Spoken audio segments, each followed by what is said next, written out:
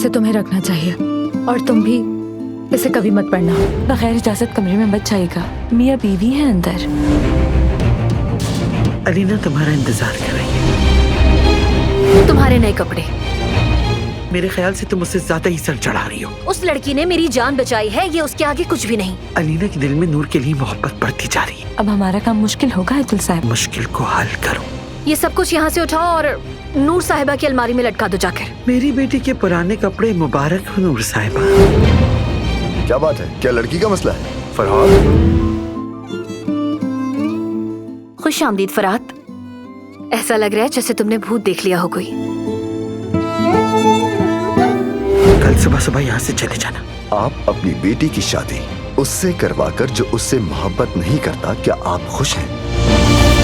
ये मोहब्बत बदुआ बन गई है।